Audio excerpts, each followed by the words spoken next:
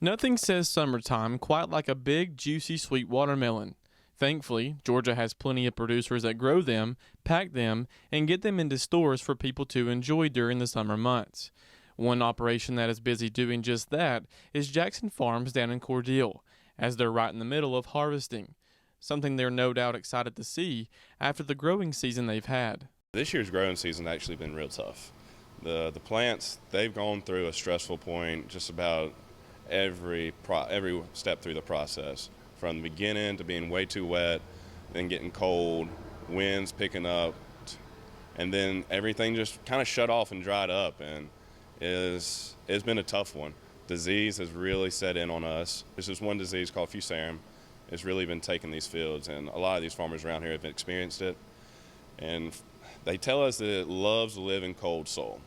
And the cool nights for the past month, it didn't help out.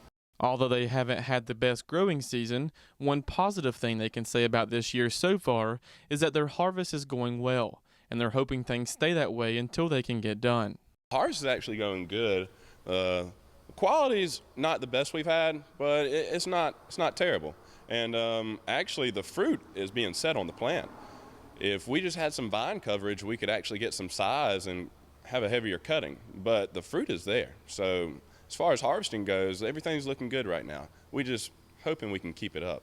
This season, of course, comes on the heels of the COVID-19 pandemic. But surprisingly, Jackson says 2020 was one of the best years they've ever had in terms of demand. That's, of course, thanks to people being stuck at home and wanting a sweet snack for the family to enjoy. With the restaurants being shut down, Lord bless their soul, but it pushed everyone in their homes. So what happened was, to feed a family, one would go out and buy watermelon and feed their children for a whole weekend. I mean, we couldn't keep the distribution centers stocked. I mean, they were begging for more and more melons. So last year it was just, we hit it out of the park. But this year, everything's starting to open back up to normal, but you can still see that the price is there because of it.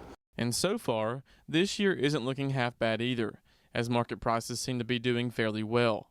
However, Jackson says that if some of the costs of supplies like pallets and boxes weren't so high, things would be much better for them and other growers. The market is actually steady and keeping its right price. We're sitting around 21 cents a pound, which is good.